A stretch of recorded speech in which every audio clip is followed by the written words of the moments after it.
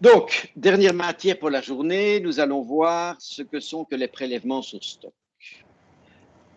Vous savez, supposons que nous sommes une entreprise qui fabrique des meubles. On fabrique des tables, on fabrique des chaises, on fabrique des armoires. Et je prélève sur mon stock une table pour le service comptabilité de l'entreprise. C'est-à-dire, je me vends à moi-même. Est-ce que vous avez tous compris ça? Oui. Prélever sur son stock, c'est se vendre à moi-même. Mais monsieur, pourquoi vous avez mis un 2400? Parce que c'est pour l'entreprise.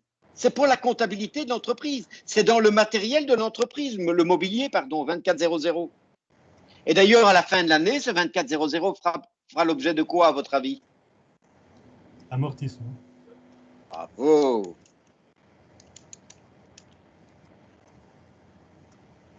Est-ce que tout le monde a compris? Et vous allez tout de suite comprendre. Vous allez tout de suite comprendre pourquoi est-ce qu'il ne veut pas me mettre en fin Je d'année l'avais mis celui-là. un plus, il fallait mettre un petit apostrophe devant pour que ça prenne le plus. Mais qu'est-ce qu'il est embêtant, ce truc? Alors, attends. Vous mettez un apostrophe devant le plus, un petit apostrophe le truc, et puis plus, et alors il mettra le plus. Bravo. Alors, regardez, je prélève sur mon stock, cette fois-ci, plus pour mon service comptabilité, pour mon fils, pour la chambre de mon fils. C'est-à-dire, c'est une vente qui devient une vente privée. Je vends. Alors, bien sûr, le client est un peu bizarre. Hein. Ce n'est pas un client normal, ce n'est pas un 400, c'est pour ça que je mets 416. Autre client. Ben, c'est une vente normale à un autre client. Ce n'est pas une vente à l'entreprise elle-même. C'est une vente à un autre client. Est-ce que vous avez tous compris? Oui. Oui. Oui. Parce qu'on vend en particulier. Alors, il y a un truc, regarde, hein, supposons un truc un peu difficile, regardez, un peu bizarre. Je prélève sur mon stock une chaise de 100 € plus TVA pour les Restos du Cœur.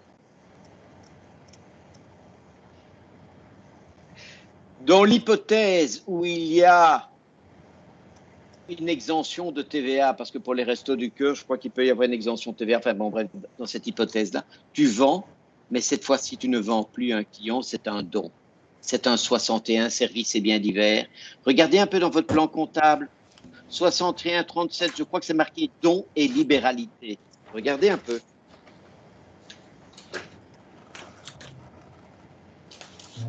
Moi, je ne l'ai pas.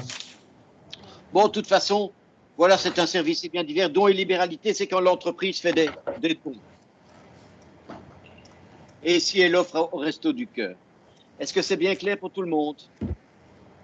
Oui. Oui, c'est bien clair? Ah, bon, c'est super. Donc Je voilà, vois ça. pas de 61-37. Qu'est-ce que tu disais, Guy? Je vois pas de 61-37. Est-ce que tu vois, par exemple, attends, on va le faire autrement. Est-ce que tu vois, je vais enlever ceci. Est-ce que tu vois un 613? Oui. Qu'est-ce que tu vois dans ton 613? J'ai rétribution de tiers. Tu sais que bon, tout ce qui va derrière 61, rétribution de tiers, c'est normalement quand tu payes par exemple un comptable d'un bureau comptable ou un avocat. Tu vois? 61, 65, 6, dons et libéralité, c'est ça? Ah ben voilà. Tu vois donc, voilà. Et là, tu as combien, toi, de 61, combien? 61, 65, 6. Ah oui, voilà. Là, il est Voilà. à la dernière page.